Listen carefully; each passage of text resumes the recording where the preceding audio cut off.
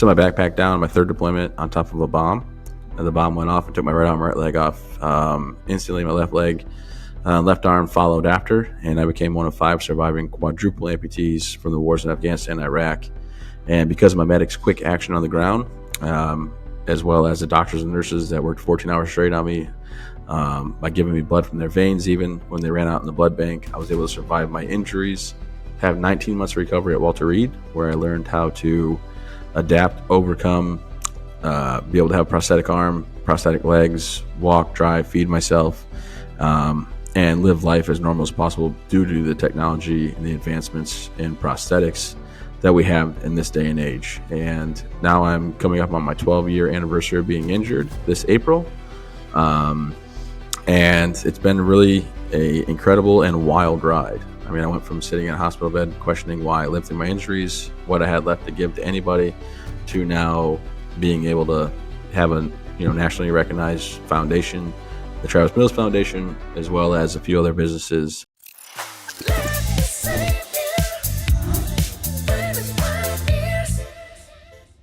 Welcome to the Let Me Save You 25 Years podcast, not just another interview podcast. Instead, we jump right into a new Shawnism each week. Each one of these is a lesson I've learned, usually the hard way, along the way, in hopes that you can maybe learn from my mistakes and build great things, even bigger, better, faster than I ever did. These are simply true principles and useful tactics for success in life, not just business, unpacked in great depth by extremely successful people each week. My book, also called Let Me Save You 25 Years, where today's topic comes from, is intentionally very short. So think of this as the long version where I can go even deeper into topics. Today, our guest is a true American hero, one of only a few men ever to lose so much in defense of our nation and live to tell us about it. Who better to learn something from about stubbornness, confidence, and humility? But first, the Shawnism.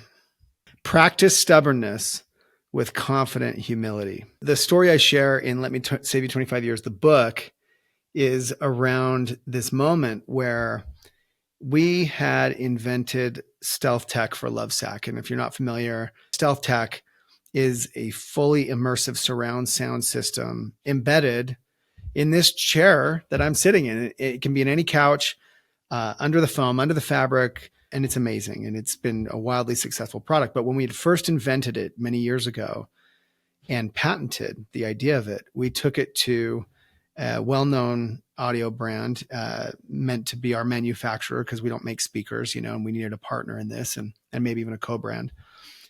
And it took a long time to even get a meeting, right? We were this little beanbag company, couch company, trying to do something in home audio. They took the meeting, and we're talking to their head of engineering, people that have been, audio engineers for 20 and 30 years. And finally, they understand what we're talking about. At first, they thought we just wanted to put speakers on our couch, like in the couch, sticking out the side, whatever. And once they understood, oh, you want the speakers in the couch, under the foam, under the fabric, their reaction was, well, that's impossible. Like, you can't do that. It's just physics. And I'm listening to my marketing team brief them on this product that we're asking them to work with us for. And they're just not having it. It was like a hard no. Like, what you're asking for is impossible. So I'm actually on a train heading into New York City, and I've been quiet the whole time, just listening to the conversation. I'm the CEO and I'm trying not to dominate, but I can't stand this back and forth anymore. They're just saying no. We're just saying, can you try? So finally I come off of mute on my phone and I say, why won't you just try? We'll show you how we've done it. Because by the way, we solved the problem. We worked with an audio engineer ourselves, and we figured out how to tune the system to cut through all that foam and fabric and everything in a way that would deliver no sound quality loss audio. So I said, why don't you just try? And they said, well, it's just science. And I said, why won't you just try? And I ended up standing up. I'm on this train. I have to go in between the train cars into that space, so that I can raise my voice, because they just were not listening. And finally I say, all right, we'll see what we can do. we're invited back to their offices, a couple months later. As we walk in, this chief scientist who I've been, screaming at walks towards us and his hand outstretched and says, "Well, you were right. We've done it. I have forcefully or by happenstance learned the art, I think, of tempering my stubbornness with a confident humility, the confidence to sit back, the confidence to let others lead, the confidence to let others' solutions win." Like in the end, I found that just because it wasn't my idea, and it's not the way I would have done it, I would have done it a different way. I'm talking about something maybe one of my executives does or leaders in my own organization. That doesn't make it wrong. But know when it's time to come off of mute and push for the thing that you can't sacrifice. And in this case, I was not just going to have speakers sticking out of our couches because it was physically impossible, scientifically impossible to do what we were asking. And that's where I exercised that stubbornness that sometimes entrepreneurs are known for. Who better to unpack that with us today than a true leader, an Army Staff Sergeant who lost almost everything in defense of our nation, our grand capitalistic society that affords entrepreneurs and artists and creators the space to do what we do. So looking forward to this great conversation. What would you be willing to trade for the price of losing your left hand? Okay, how about both hands, both legs? For me, this is impossible to even comprehend.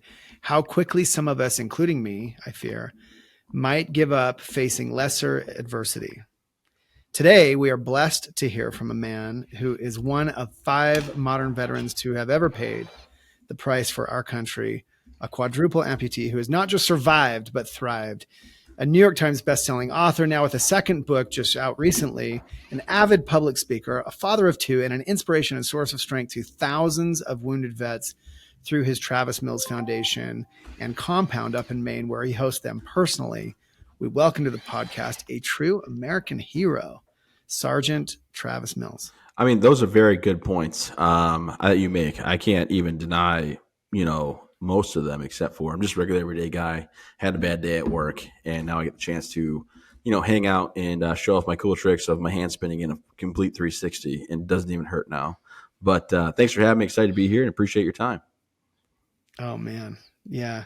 Humbled to have you and really excited for the conversation. So when you first heard this topic, Travis, no prep, practice stubbornness with confident humility. What came to mind? I feel like it's exactly how I live my life, and I'm not saying just to make it fit a mold. I am stubborn, but then the confidence with humility, like I can make fun of myself all day long, but that's because I am literally confident enough to know like what I'm saying. I don't say things just because for fun. Like when I tell someone I need them to do something, I know that they have confidence in me because I carry myself a certain way and they'll do it. But also, instead of making fun of somebody or a situation, I'll make fun of myself to add the level of comfortability to people, because I think people get so wrapped up in my arms and legs being gone that they don't know how to treat me. So yes. I use a lot of humor, self-deprivation humor to like get people to feel comfortable around me. And then I was just giving my daughter a pep talk on the way to school yesterday, actually. She has some stuff going on. She has a voice she likes, and then she doesn't ever want to talk to him because she gets too giggly. But then this kid and one of her friends were talking, sit by each other, and she goes, and she's just sitting there talking to her, flirting with him.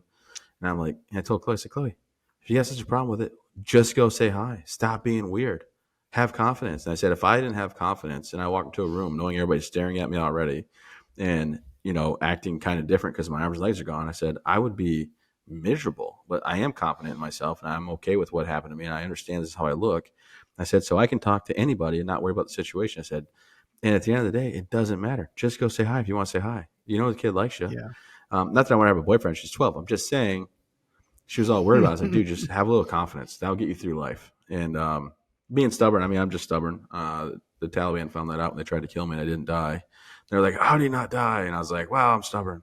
So, and I repeatedly will try something because in my head, if I think it'll work, then I know it will work. And sometimes it takes just repeating it over and over again to get it to finally work. And I'm stubborn enough to use that in my recovery, where I was just like, no, I can do this. And I just kept pushing forward.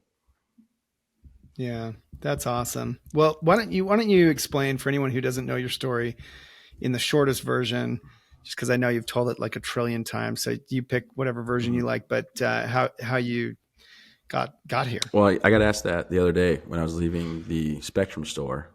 And the little girl that I was talking to, I said, I didn't eat my vegetables. So there's that. But in truth, ladies and gentlemen out there listening, I happened to set my backpack down, my third deployment, on top of a bomb. And the bomb went off and took my right arm, right leg off. Instantly, my left arm followed after. And I became one of 5 surviving quadruple amputees from the wars in Afghanistan and Iraq.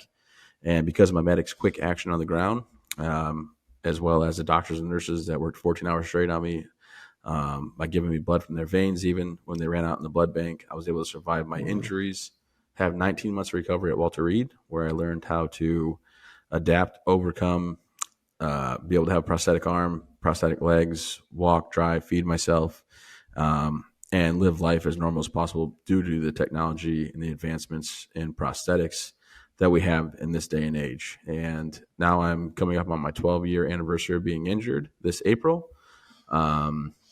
And it's been really a incredible and wild ride. I mean, I went from sitting in a hospital bed questioning why I lived through my injuries, what I had left to give to anybody, to now being able to have a nationally recognized foundation, the Travis Mills Foundation, as well as a few other businesses that my buddies and I have started over the past few years.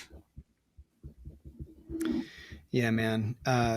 Travis' story is, such an inspiration, as you know, to many, and you've heard that a thousand times. But every time I've gotten to interact with you, the thing that's impressed me the most, and you know this because you've gotten, I'm sure, told this 1,000 times, is your capacity for humor, your lightheartedness. I mean, we're talking about losing all of your limbs. We're talking about a life where, like, you shared this with me when we met, like, and if I can be so bold, other things that people don't think about, like you can get really sweaty because you've lost a lot of your skin with these limbs, and your whole body has to function off of less real estate. Just all these things that, like, and now you fly around the country. I don't even like to fly anymore. I've flown enough for 2 lifetimes, just because, building a company, opening stores all over the country, whatever. And I think of you, I mean, that's gotta be somewhat miserable, but of course you do it with a smile. You're supporting a family, and you're not just getting by. You are thriving. You're building businesses. You built the brewery. You bought the marina. You have this compound. You entertain other vets. You're giving back. You're doing all of this great. You're building all this great stuff that I think we'll bring it back to this stubbornness that pulled you through. But your capacity for humor is so, I think, important. Was that always the case, or was that a coping mechanism in recovery? I mean, I think it's both, right? So I was always like the class clown, having a good time, try to make a joke to get out of trouble. I usually could get myself in trouble as fast as I could get myself out, which was nice. And then I think I used humor in my daily life before my injury just as a way to get people's attention, and try to make sure that people felt comfortable. But when I got injured, I realized that humor helped me let other people know it's okay to joke around and treat me normal. It was okay for them to let their guard down and have a real conversation. And what happens is, so I travel around, I speak, right? That's like my main thing. I'm fortunate to be part of these businesses is equal partnerships, but we have a general manager in most of them, or an executive director, like Heather at the foundation. So my main thing I do is speak. And when I go to an event and they're like, hey, we have this cocktail hour before, we want you to go to, I'm like, yeah, no problem, I'll go, but I go, and 3 or 4 people maybe, know who I am. or will come talk to me. Other people are kind of more Mm. standoffish, and it's nothing. It's Hmm. just it's our human nature. But Yeah. once I get done speaking, right, I walk out there. The first thing I tell the audience always is, "Oh my gosh, I'm just so nervous to be here. I just hope we don't bomb this, like last time." And and I break the ice and I tell jokes and I take them on a roller coaster, of highs and lows, and they're laughing and they're crying, they're laughing, and it's what I do. Like I practice quite a bit on it, and I think I'm fairly good at what I do, and I enjoy it. At the end of the day, I truly enjoy it, and that comes across. But when I get done speaking, I go outside in the hallway or go outside in like the entrance way, and they have a step and repeat, and then I got a line throughout the whole entire door, Yeah. um, and people want to come say hi to me. And I think if I had the chance to um, meet people before going to that cocktail hour, I would have a lot more people hang out with me. But until they see the humor and they see that I'm normal and the only thing different about me is my physical appearance, they don't let that guard down. And I think that's what I had Yeah. to learn that humor could offer me. Humor offered me a chance to be human again. Yeah. Yeah. I mean, I think that it's an under discussed and underrated superpower. And I'm not like a naturally funny guy. Like, I can try to be and I can have my moments or clever, pithy comments, but like there are people like you that I perceive that, they're born with a capacity and a sense of humor. My youngest daughter's like that. Mhm. And I'm envious of that. At the same time, though, maintaining a sense of humor and especially the ability to be self deprecating, that is something that anyone, I think, can adopt and choose. And even if you're not naturally kind of funny like you are, and it's cool and you've leaned into it, but being self deprecating is so powerful. I found that, and it took me until I was much older before I was really willing to just like take your shot. Make like now with and look, it came probably with confidence. Like, well, now, Sean, you run a $700 million company Mhm. with all these employees. So it's easy to make fun of and you know what? There's truth to that. And I'm embarrassed of that. Like, I wish that in my 20s, I had been even more willing to just make fun of myself, let people make fun of me. Like, believe it or not, it's a very lovable trait. What's been your experience with that? I think it can be a double edged sword. To be honest with you, at 25, like you were saying, it's probably harder because you have people that come to work for your company that are older than you, think they're smarter than Yeah. you, Yeah. are set in their ways to a certain extent, where you got to rewire what their beliefs and stuff are, or you got to have them understand that you're the boss. So you can joke around to a certain extent where it doesn't get carried away. But as I've gotten older, I've gotten better because I feel like when I first started speaking, I was always nervous, like, oh, how am I going to connect with these people? Yeah, I lost my arms and legs, but they're in their mid to late 30s or 40s. They have so much more life experience. Now that I'm 36 years old and I've been through the ringer and I've done quite a bit of of businesses and stuff, I don't worry about how am I going to connect with these people because I have the confidence in myself and I have the understanding that I've lived a different life than most, but I still have a lot of things I connect with them on. Whereas, Yeah. when I was in the military, I couldn't be too. I had to joke around, but make sure that it still was the point where my guys respected me. It wasn't like I was always Yeah. the funny guy, always trying this. And it was that fine line you had to, the balance you have to find. But I don't think, and we can look back at life and say things we change. Like me, I want to get blown up. But like with you saying like you wish you could do that earlier in life, probably could have been a benefit in some areas. But I will say maybe it wouldn't have worked like it does now Mm, because you are accomplished, right? You have that mm, backing. And I found some situations I can joke around and other ones I have to be very stern and I have to like change sure. gears because, respect is a two-way street. But once I lose someone's respect or they start disrespecting me because they think, it's okay or they can walk on, my beliefs or what Yeah. I want done, then that's when we have a problem. And, Yeah. I'm pretty well quoted at saying we all work together. But then the next line is because when someone finds out they work for me, it's usually the last day they work for me. Because if we can't all, work together and get along and be adults about it, then we're going to have a problem. But I expect Yeah. people to show up and do their job, do the right thing. And I Yeah. don't know. This is great. I appreciate the discussion. I think that you've identified an interesting notion. This is why. So the book that I wrote is comprised of these 25 little chapters, tells the whole story, and has these little lessons. And this particular one, practice stubbornness Mm. with confident humility. It's like these three words for me: stubbornness and confidence and humility are a unique cocktail that when you master it or you begin to master it can be so powerful. Because I think that, look, headstrong, ambitious people, stubbornness is often not a problem, right? Like it's there, it's inside of Yeah. us. But and we'll get to that in a minute. And you've said that's why you survive. So we'll come back to that. But this weird ability, and then humility, like nothing sounds like an oxymoron to humility than confidence, right?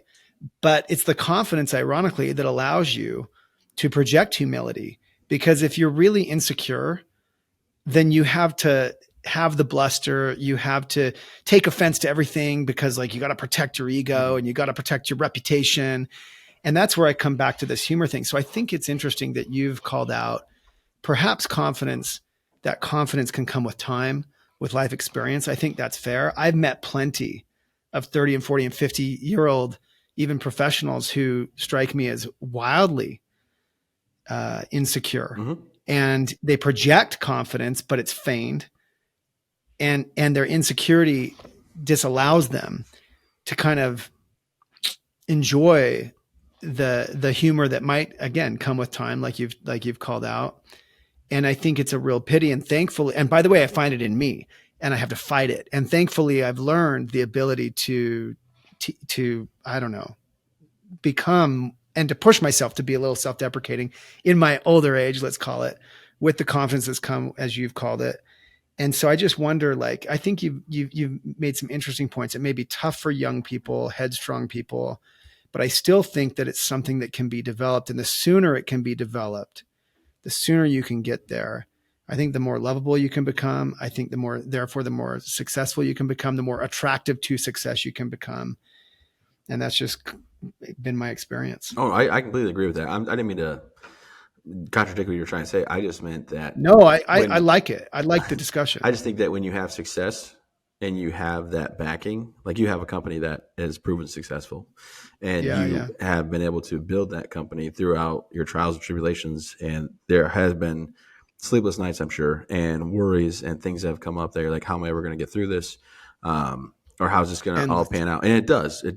But through those trials and tribulations, I think that's where you can build the confidence. Like, you're like, I already know. Like, I know how this is going to turn out. I know what happens.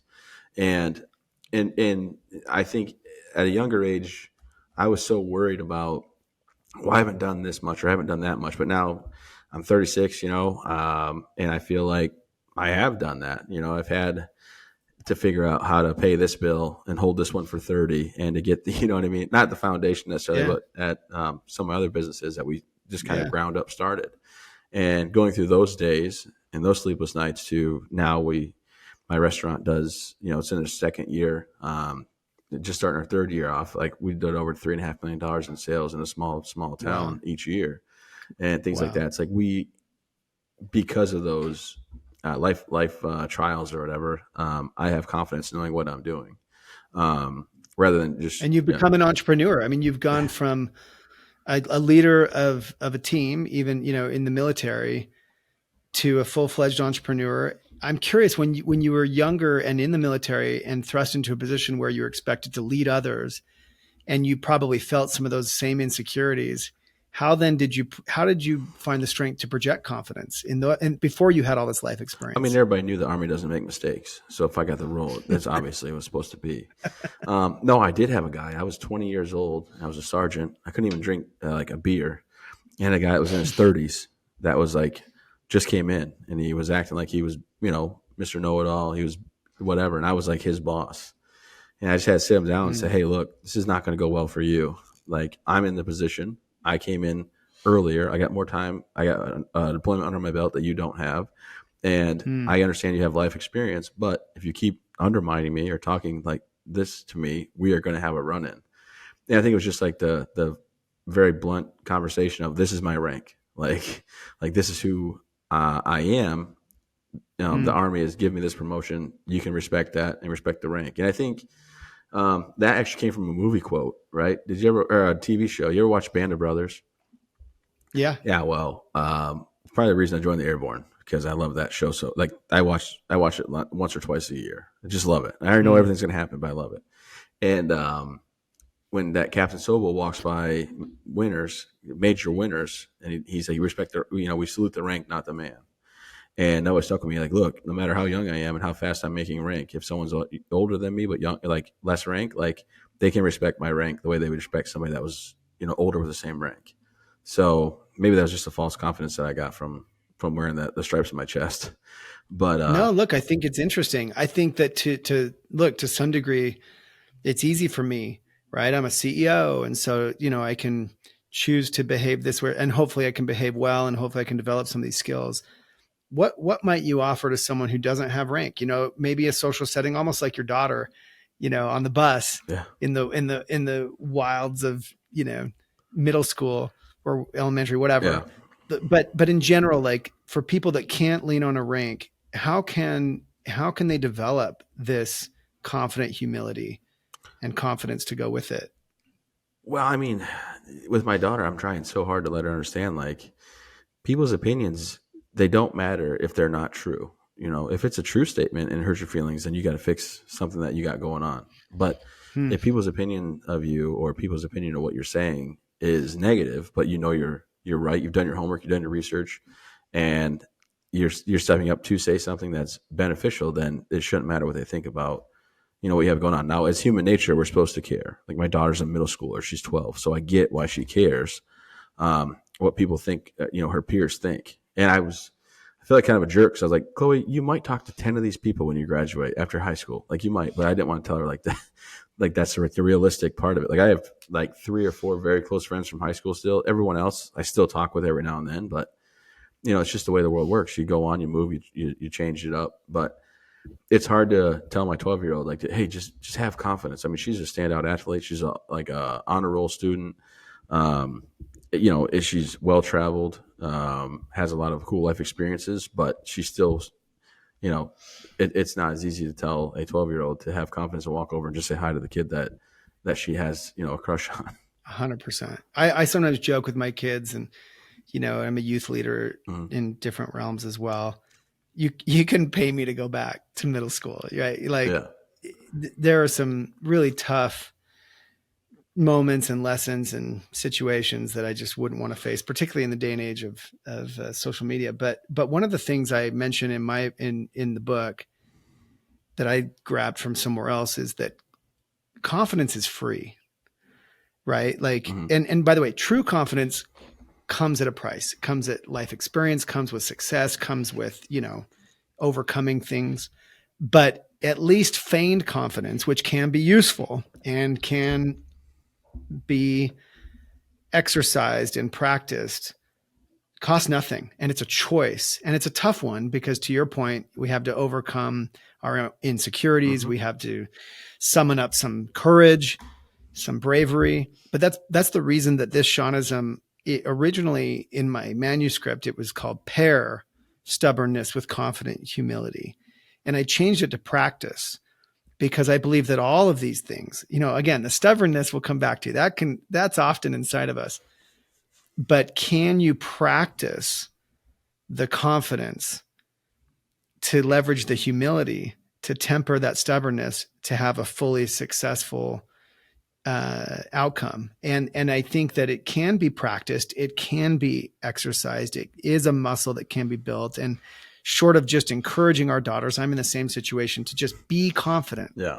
And I mean, I know it's tough, but any advice on how to fake it till you make it on the confidence side, as you've grown up through the years of, you had the chance to lean on rank, but you've also existed as a human on earth. Any other advice you might give on someone practicing this confidence and humility? I think that, it's like when you go to an event and you don't have the name badge. But I've been to a lot of events where I wanted to, see what's behind the curtain. But as long as I act like I had confidence and I was supposed to be there, If you act like you're supposed to be Mm, there, people believe you're supposed to be there. And it's easy mm, to just sit there and say, nope, I belong. And you got to build yourself up inside your head. I guess I don't really go to a lot of places I'm not allowed in. I'm just saying, I was at an event with Gary Sinise and I wasn't allowed somewhere. And I told his assistant, like, hey, Gary wants me to come back there. He just texted me, but they're not letting me go through. She goes, oh, just do this. Just act like you belong. And I was like, okay. And I said, okay. So I did that. But I don't know how you awesome. practice that. I think it's just, it has to come with understanding like it's going to be uncomfortable and you got to push through the uncomfortableness because um, if you want it, you should go get it. We live in a world where it is attainable, it is possible. And I mean, I'm not saying like when my 6-year-old says he wants to, like anything's possible. Well, you think I can fly, with like grow wings and fly one day? Obviously, that's I don't know. I don't think so. But we live in a world where if you actually work hard enough and you actually get things set up, you can do it. But a lot of people are held back because they don't have confidence in themselves. They might be stubborn enough to have, the drive to do something, but without having confidence, a lot of people don't start businesses. And I understand starting businesses was easy; everybody would do it. But at the same time, like you have to know that you're putting everything in, and people are going to come to you for the product you're putting out, and you got to have Yeah. confidence in your product and the things you're building. Like I believe you built your first massive beanbag chair in a dorm room, right? Oh And that's yeah. where you're just like, Yeah. My parents' basement oh shoot, sorry, I thought it and was when you were in college. You well, said, same thing. Well, no, it was my side hustle in college. You got it oh, right. Like okay, it was my whole side hustle in college. And yeah, I mean, look, it was almost embarrassing to be this beanbag guy. You know what I mean? It's kind of like a silly thing. At the same time, you just have to like own it. Back to this self-deprecating thing, and Lovesack just became like almost like my alter ego. And I do think, listen, I think this what I take away from this whole discussion, and I reflect on this all the time. I still struggle. Like I'll still, if I'm in the wrong zone, if I'm in the wrong mood, I'll still go to one of those mixers, Travis. We all go to these mm-hmm. dumb mixers. And it can be easy for me to cower in the corner or, hang out in my room longer and watch the game because I don't want to go down there and like try to meet a bunch of people and try and be Mr. Entertaining or Mr. Jovial or whatever. And I wonder if anyone likes those things. But at the end of the day, when I'm on my game, and as you know, any connection can lead to another thing, can lead to another Mm-hmm. thing. Look at us, we've been useful to each other along the way. Lovesack got to participate in your foundation and in your compound. We've loved that. Every connection can lead somewhere. And so we have to push ourselves out of our comfort zone and feign a little bit of confidence, feign a little bit of, I don't know, uh, personality sometimes in order to get to the place where over time it can become natural because you can lean on the rank that you achieve. You can lean on the experience that you've had. You Mm-hmm. can lean on your successes in business and then feel true confidence. But even then, I'll tell you, as someone who's in the seat, I feel insecure and weird if I'm not on my game. Like if I let myself, I'll slip into that mode. Yeah, my New Year's resolution this year was to have hard conversations.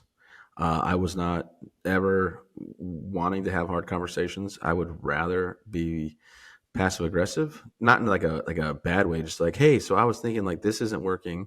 What do you think if we try this? And point out all the faults and say, what do you think about doing this? And try to get someone to like believe what I'm saying is like what we should do.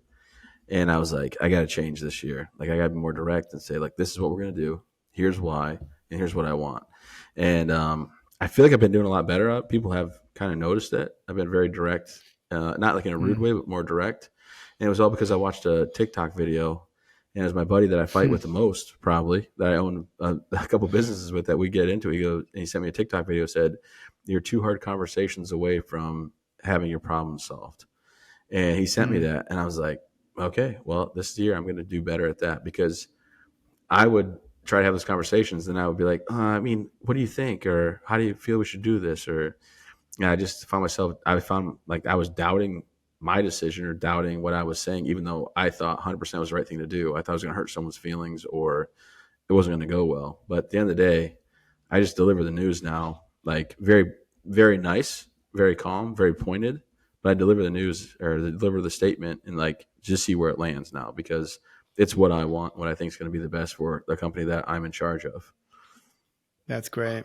Well, But do you have any? that's Do a you have any of huge, that? Yeah, sorry, but yeah, totally. Like, I think that, it's tricky that I love what you had to say. And there, by the way, there's a great book.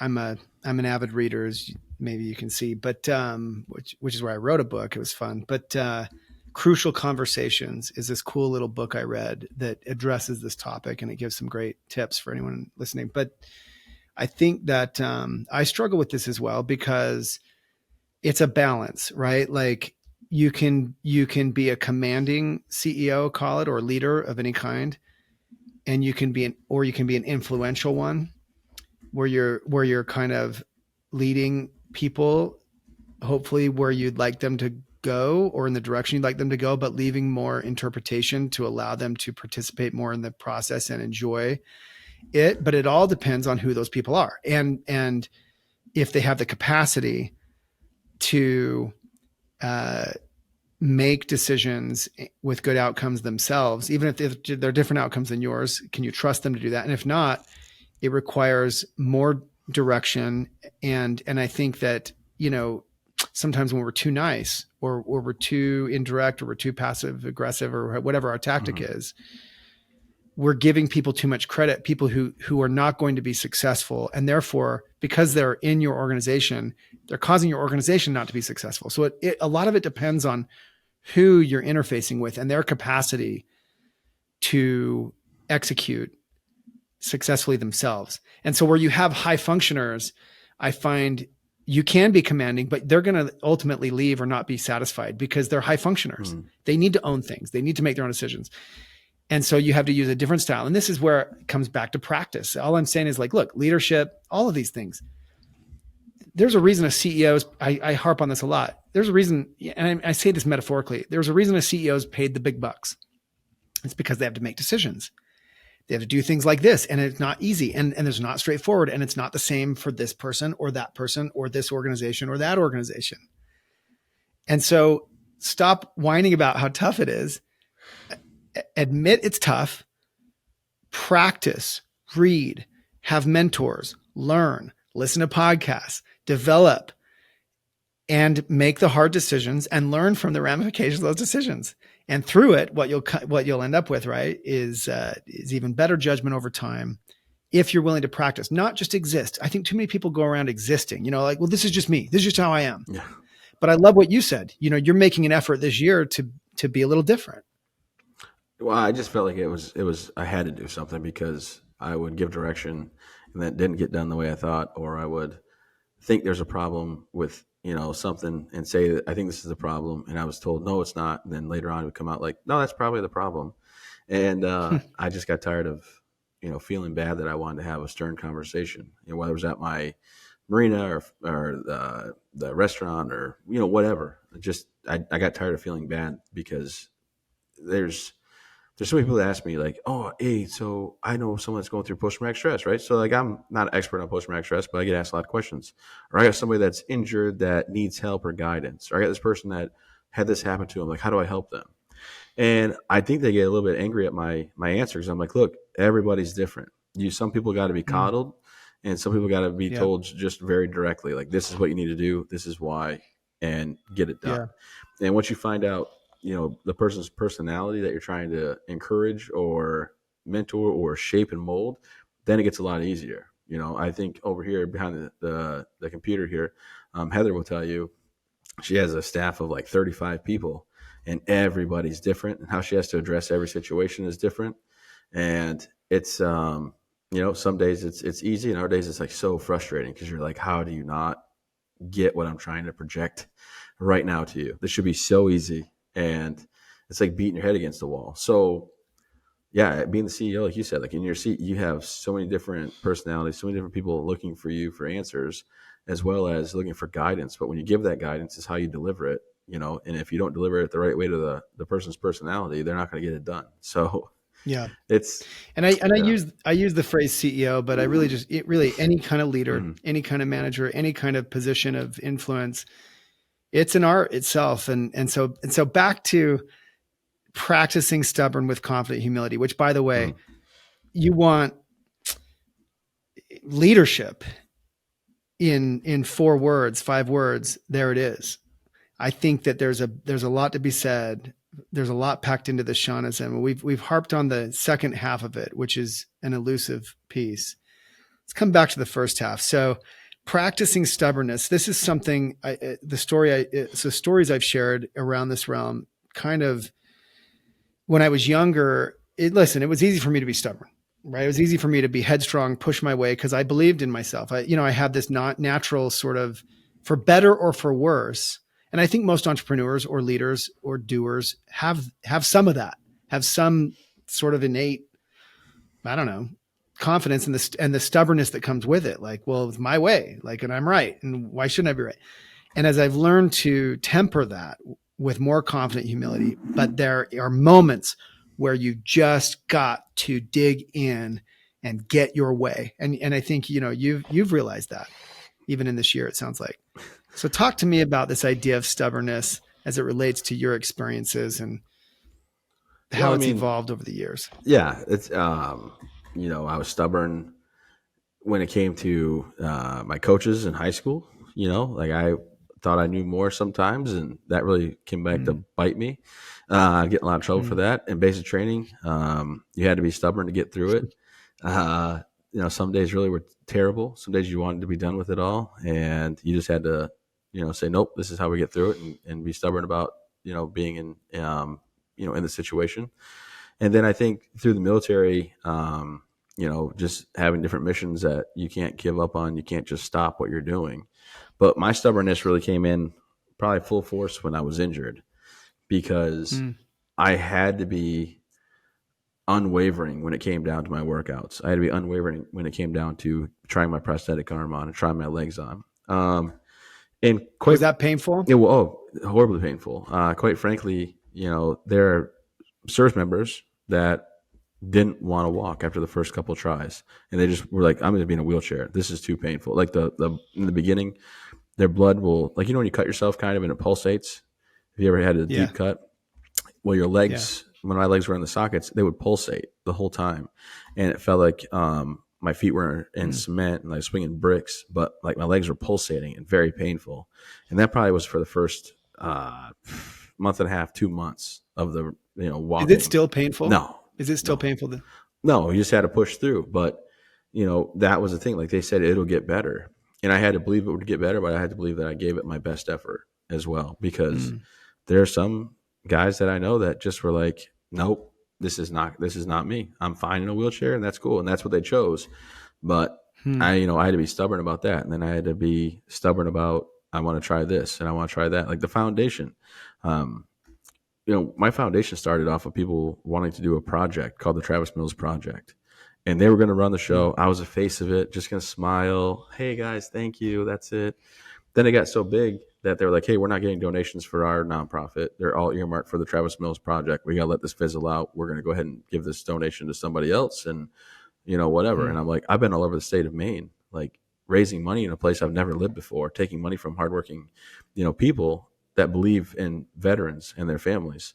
So I said, we'll just take it on ourselves. So we just kind of, without any, I have no college. I mean, I'm not gonna lie, I got 3 doctorates and I got one more coming. They're honorary, but I got them. But I have no like college education except for a couple semesters here and there. Um, Hmm. but we just said, let's just figure it out. Let's just muscle through and figure it out. And through those first few years, it was, how the heck are we going to do this, and how do we make this Hmm. keep going? But you just grit your teeth, you bear it, and you keep going forward. But I think with stubbornness, or like I feel like you're presenting it, and also being an entrepreneur and being stuck with what you want to do, I think you also crave that. Not maybe crave's the wrong word, but I think you have it in you to lead. I think you have it in you to want more. And Yeah. some people, it blows my mind. Like they just want to go to work and go home and call it. They just, Hmm. and I'm like, how do you, like, that's all they want. They just want to go to their job. And then when they get done with their job, they don't want to think about it ever again. One of my best friends is like Yeah. that. And it just, I'm like, dude, you could do this. Like you have your CDL, you could start your own logging company. He's like, yeah, but then if I did a logging company, I'd be on call. And I'm like, yeah, I know, but you would make 3 times as much money. He's like, yeah, but then what if my truck breaks? See, if Yeah. my truck breaks now that I'm driving, the company fixes it. And I'm like, no, I get that, Yeah. but and he doesn't have it in him. And I guess I just never understood that. But people are wired differently, so I don't hold it against him. I think he's a great guy and still one of my best friends. But I think that it's either built into you or it's not, and it's something that you want to achieve and strive for. Because I'm not saying your company was ever failing. Obviously, you said $700 million company. Like, I don't think there's ever a chance like it wasn't going to make it. But like, I'm sure there was some hard days and decisions made. And Listen, yeah, I share this in the book. There's this moment where at 70 million, I'm saying to myself, how could I feel just as insecure at 70 as I did at 7 mm-hmm. or 700,000? And now at 700 million, yeah, a lot of other things are taken care of and we're profitable or this or that. But I'll tell you, man, competition is chasing us. Mm-hmm. The economy's floundering, our categories, furniture's in the toilet right now. And I'm not saying we're fragile, but it never ends, Travis. Mm-hmm. It never ends. And I'll tell you that I agree with you vehemently. Not everyone should be an entrepreneur. This society celebrates it too much, and people that have it in them, and not everyone should even necessarily be a leader. There are people that have certain basic instincts for some of this stuff that can't even empathize, to your point about your friend. Like, you can't even understand people that feel differently. But I'm glad, by the way, there are many different types, because if everyone was like me, Lovesac could be a chaotic mess. And so there are roles for everyone. And I think people have to be really honest with themselves. But if you have a shred of that, like you put it, I love how you put it, just wanting more.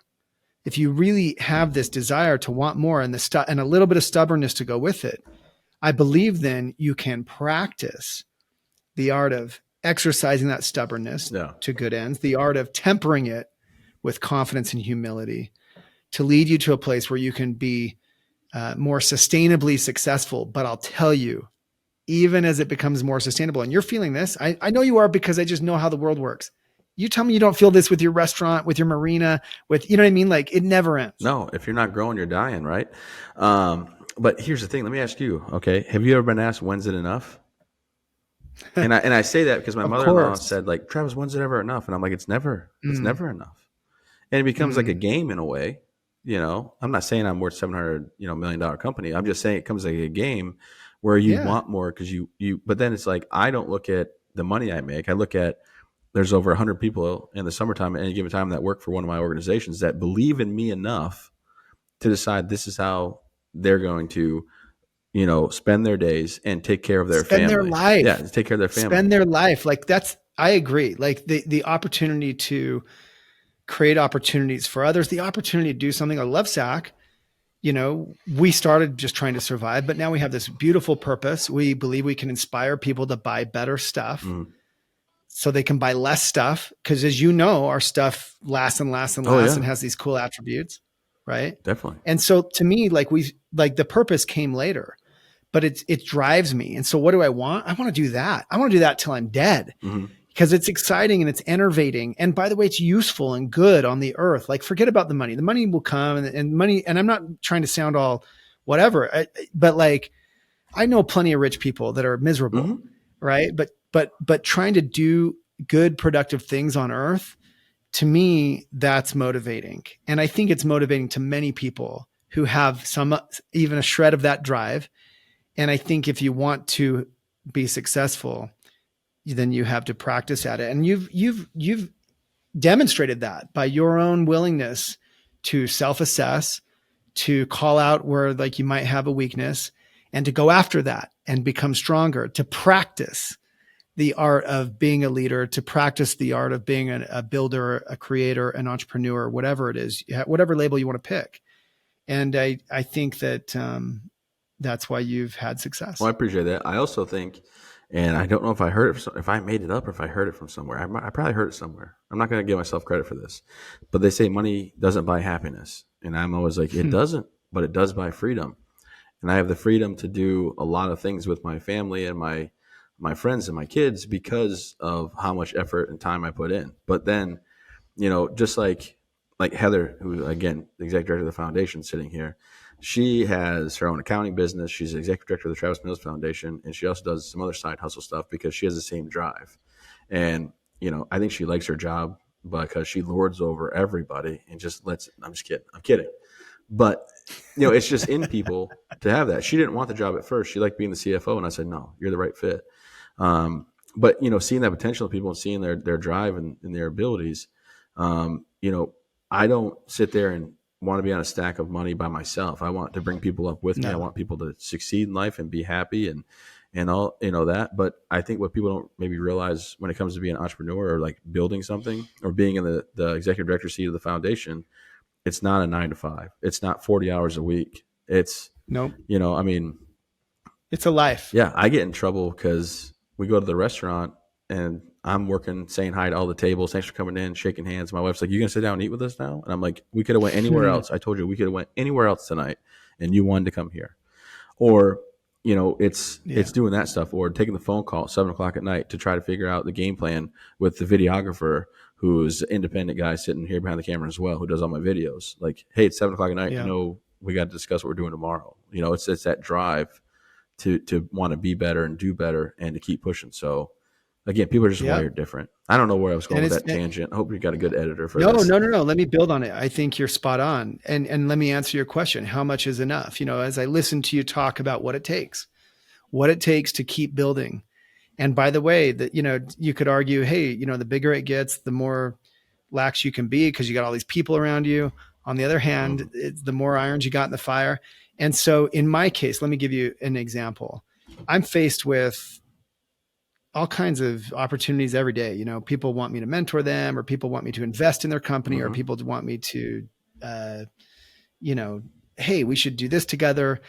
And I have to I've chosen to put on the blinders and not do almost any of those things.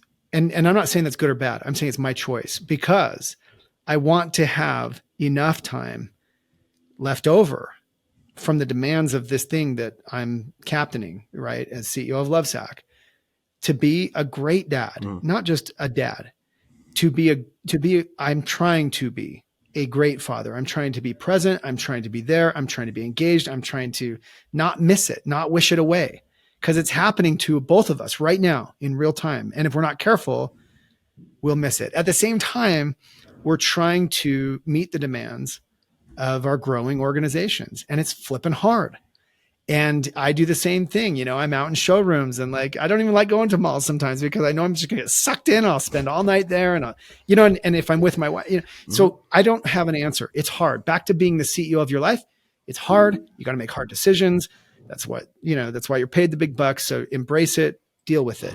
But I've chosen to at least focus on just really two things in my life. I mean, many things. There's many aspects to my life, my religion, my beliefs, but the two major things that consume me are Lovesack and my family. And I try not to be involved in a lot of things, even though I could be. Now that's my choice, and it's different for me and you. And by the way, Lovesack's a very different business and scaled business than what you're doing. And all I'm saying is we get to choose. We get to choose. And our life, whether you have a relationship with your kids or not, whether you have successful business or not, they are only a reflection of the choices you make, period. And a bit of luck. There's luck involved, and bad things happen and good things happen. Yeah. So, but that's been my experience. I'll tell you an embarrassing story that changed the way I was doing things. So I would always have phone calls, and my buddy would call and we'd talk about speaking and talk about businesses. And my daughter, when she was a kindergartner, I think kindergarten or pre-K, she wrote a form out and said, "My favorite thing to do is jump on the trampoline with my dad. My favorite, my dad's, it was like my dad, as my for Father's Day. My dad's favorite thing to do is talk on the phone." Like that's what her vision of me was being on my phone all the time. So I told my buddy Reese, I said, "Hey buddy, at 5:00, phone shuts off. From 5 to 8:00, it's all Chloe time, or even before maybe 4:00, whatever. It's all time with Chloe and Kelsey. We can pick back up when they go to bed, or whatever." But at that point I said, we're done here. And I do my best at that because I can get swept away with all the work and I can get caught up in conversations. But at the same time, when I get told I'm working too much, or doing this too much or that too much, like I'll evaluate it and see if I think I am, or if I think I'm providing, a good life for my family. My daughter, Chloe and me are best friends. Like we talk, she spills the tea. I know all the gossip. My son, just like me, he's hereditary. He's a mama's boy, but we are really close. Took him out swimming the other day, and he got back and told his mom, "Best day ever," and I rubbed it right in her face. Took him to school today. Me and him are going to go out to dinner tonight. Me and my son, because my wife has a meeting down. She has a meeting tonight, so my daughter, my son, and I are going to go out to dinner. So I make time for my kids. I don't want people to think I don't, but I also, it's like that constant balance. If you want to be an entrepreneur, you got to understand, like, there are going to be longer days than the 8-hour, 40-hour work week. No doubt. But it's how you control your own schedule, or what you can and can't. And not just an entrepreneur. I think any person of ambition has to deal with that. And it's tough. And I can't give you specific advice. We all have to make our own decisions and figure out where our values lie. And I think, one last bit to pull it around back to this, the words in the Shawnism that I think run deep, in my humble opinion, having the confident humility to choose the life that you really want. And here's what I mean. It's very easy to slip into more mode. It's very easy to, like, once you figure out how to make some money or how to scale a business or whatever, well, let's do more of that. Mm-hmm. Now, there's nothing wrong, I don't believe. It's a choice.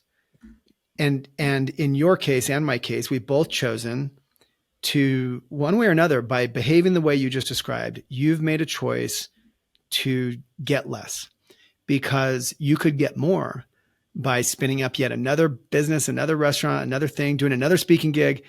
And, like, you can still be a good dad on the weekends or whatever, but you've made a choice to get a little less by carving off appropriate time to try and have those relationships, and having the confidence. Because listen, man, I was just on Richard Branson's island. He's one of my mentors. Mm-hmm. I won his reality TV show. I don't even know that whole thing, but I was just on Necker Island. And you know what's across from Richard Branson's island? Another billionaire's island. And my point is like, that billionaire had to pay, whatever, 80, 100 million, whatever, for his island. Branson bought his in 1978 for $120,000. And Branson's Necker might be the most beautiful one in the British Virgin Islands. What's my point? There's just always a bigger island, a better deal, someone who made more money, someone who has a bigger house, a bigger yacht, a better business, a more stable business, a prettier family. I don't know, but we choose. And so when's enough? It's your choice. And even that's a choice, but don't let it be made for you. Don't, like a zombie, slip into unconscious mode just because you got good at making money or good at whatever. And by the way, you can't let it slip either, because you're a really, really, really good dad. You could really, really, really good dad yourself out of business. No, I believe that. How are your kids doing that? Exactly. No, I'm with you. It's that constant balance. It's that constant, how are we going to do this, or what's the best route here? And it's all unknown, right? We're all trying to figure it out. And that's the thing. Like, the song by Dan and Shay just came out, Bigger Houses. It's like, happiness doesn't always come in bigger houses. So it's that balance of, how big do I want my house to be, but what do I want to have inside my house, right? And I think that, I've been very fortunate to have wonderful people that decide to work with me. Like Heather runs the foundation, Nicole runs my marina, Andy runs the restaurant. I have these people in places that they run the show.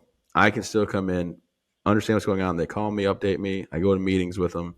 But at the end of the day, they've made it possible for me to have success, and they are worth their weight in gold, because they give me the chance to be, a father and a husband. They give me the chance to have a personal Absolutely. life, and to really, have that balance that we need. So I know the episode wasn't on surrounding yourself with good people, but that's one thing I've been blessed with. I surround myself with very, very good people who have, of course, great. And by the way, yeah, it is about that, because when you have this confident humility, you can accept people that are better than you at certain things and not be threatened by them, and not, and let them shine and let them earn a great living, and, and not be threatened by any of that. I am so happy these And so headphones it's are on. all, Just so you know, because if Heather would have heard you say that I can accept people being better than me, she would have wrote that down in her diary. Probably. I'm kidding. Journal.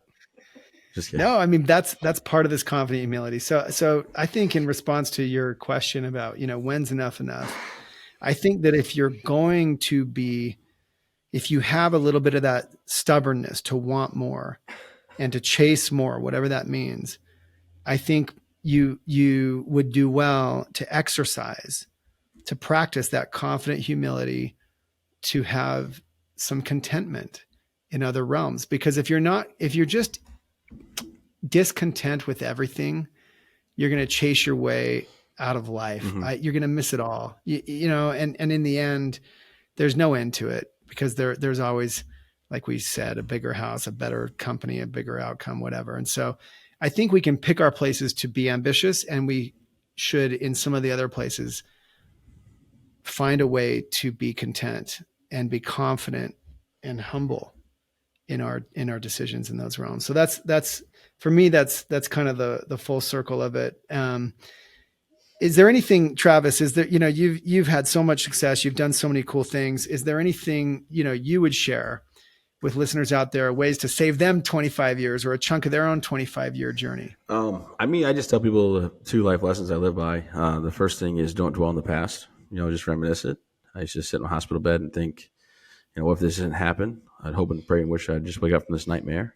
And I never wake up from that nightmare. I was still sitting in the hospital bed. Mm-hmm. So during my recovery, I learned that instead of dwelling on what happened, it was easier for me to just reminisce the 25 years that I had with arms and legs before my injury. And then it was, it's been 12 years now, just about, with no arms, no legs. And I've come pretty far from sitting in a hospital bed, questioning mm-hmm. why I lived, what I have left to give or do in this world, to now, my wife and I doing well on our 16th year of marriage with 2 amazing children, with a few businesses and a nonprofit and things like that. It was easier for me to not dwell on being injured and rather just focus on, what do I got to do to get better? What are the steps I got to take? And, with that, in my new book that I put out, Bounce Back, the first, principle, if you will, is stop asking why. Because I realized that was my biggest downfall, is I would ask why. And I had to realize, like, I can't change the past, so I might as well accept it. Stop asking why, because no answer will ever be good enough for me of why something happened, when there's really no true answer I'm ever going to get. Not at least not right now, of why I got blown up and somebody else, didn't, or why I lost my arms and legs. My kids grew up with a dad with no arms and no legs.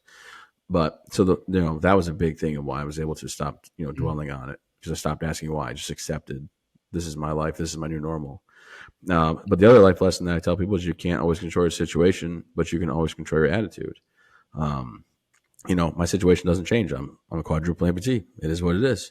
But my attitude's everything. And I get the chance every day to go out there and be positive, to give back, my time and give back my efforts towards helping others, as well as I understand that a lot of my friends didn't make it back home. So why would I be bitter that I got the chance to live through my injuries when a lot of them didn't get the chance to? So that's kind of, yeah. And never give up, never quit. It's my slogan. You got to remember that, of course. But I appreciate all that Lovesack has done. And when I say Lovesack, I mean you and your amazing company, to help my foundation out. We've helped thousands of veterans, tens of thousands of people, and we continue to grow and expand because people champion our mission forward, such as yourself.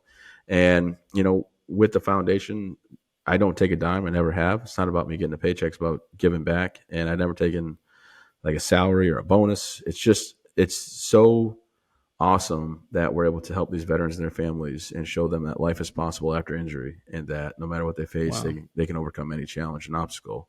And it's a whole family going through it, not just service members. So no, I'm just so grateful and thankful for the people that support us, that help Heather and me out every day at the foundation, as well as just the ability to live through my injuries. Let me ask you one tough question. Have you ever contemplated, would you be as successful had you not had your accident? Would you be the same person? And what's been your conclusion if you've contemplated I that? think it goes back to the dwelling and reminiscing. So I people and I'm going to maybe rephrase this, but I'll get around to the answer, I promise. People will ask me like, "Hey Travis, you ever think like with all the good you're doing, maybe if you could go back in time like and not have your arms and legs gone, you wouldn't do it? Like would you actually go back and change it?" And 110% I would take my arms and legs back any day of the week, Yeah. Monday through Sunday. And it's nothing to say, like, it's not to say I don't enjoy what I do now. It's just I would take my arms and legs back. But would I be doing the same stuff? Definitely not. I would have 20 years in the military. I would have retired out as an officer because I was going to cross over. I only had like a semester or a semester and a half or something like that left of college. So I was going to retire out as an officer, become a high school teacher and a football coach, and that was my life goal, my life plan. Now things change, so do I? I mean, I had in my head I would do the screen printing as well and have a lawn care business in the summer. So maybe I was always an entrepreneur, but I wouldn't be where I'm at right now without the injury. So you just got to take what life gives you and make the best out of it, I feel like. Beautiful. As I say, play it where it lies. Yeah, exactly. Right. Well, thank you, Travis. That was an amazing convo. You can follow Travis as I do on Instagram at SS Staff Sergeant, SSG Travis Mills, or his content on Facebook and YouTube. His book, Bounce Back, just out. Thank you. He's funny. He's real. He's an inspiration. Please don't forget to subscribe to this podcast or video. Please give it a star rating. Every little bit makes a huge difference. I don't have any advertisers. I'm just doing this because I believe in the content. Maybe share it out on social media to help others save a chunk off their own 25-year journey because you're just that good of a friend. Thank you so much to the most venerated of all vets, the ace of authors and matchless motivational speaker, a literal purple-hearted American hero in our presence, Staff Sergeant Travis Mills. That was very kind. Thank you. I appreciate everyone listening. They can learn a lot from you, and I'm just honored to get a little bit of your time. I know how busy you are as well, sir. So thanks so much for having me. And everyone listening, remember, if you can be as stubborn as I can be and learn to pair it with confident humility, it just might save you 25 years.